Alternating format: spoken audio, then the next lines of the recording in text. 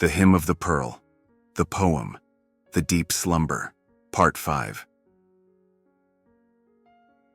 Let's continue reading so that we can see that God the Father would never abandon his Christ in Sheol.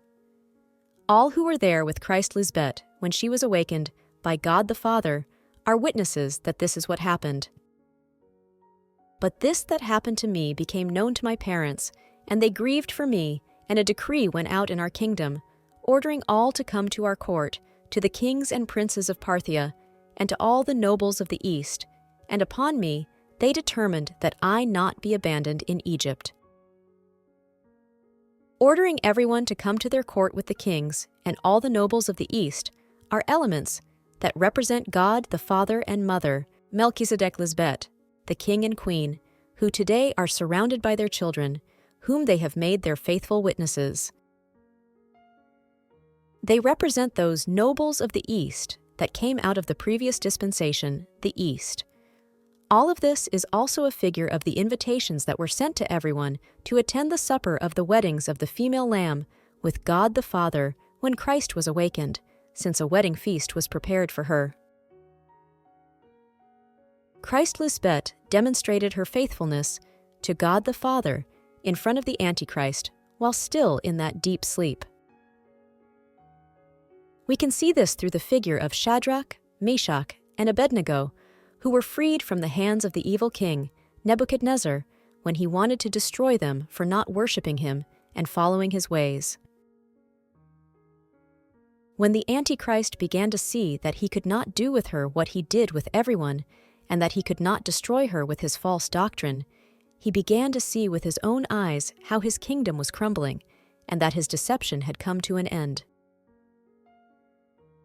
The figure of Daniel's companions, Shadrach, Jehovah is merciful, Meshach, who maintains his integrity during his youth, and Abednego, servant of the light, represents the beautiful qualities that have always accompanied Christ.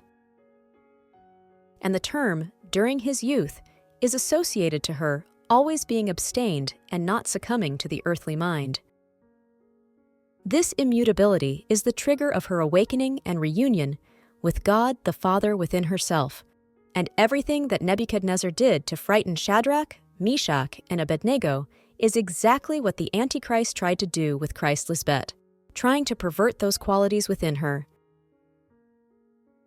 The proof that this Antichrist rose up against God is that he taught lies saying that God didn't care if you were good or bad. Therefore, the Antichrist imprisoned us with that evil message, enslaving us to sin and the delights of the earthly mind. The damage that the Antichrist did was to deceive us into believing that God accepted us that way.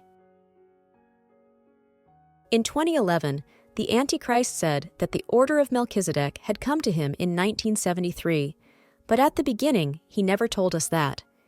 He only said that in a vision, 2 angels appeared before him. This proves to us that he hid from us what he actually saw and who those 2 angels really were. Now we understand why, when the Antichrist saw Lisbet for the first time, when she was 17 years old, he felt uneasy. And when he heard her say that she wanted to go preach to the whole world, he quickly went ahead to fulfill his evil mission of damaging the land to which she had come to sow her good seed of heaven, and made Christ participate in his deception. That is why the figure of the little girl, daughter of Jairus, in Mark 5:39 through 43 is so significant. It says, when Jesus came to Jairus' house, she said to them, "Why the commotion, and why are you crying? The girl is not dead, but rather sleeping."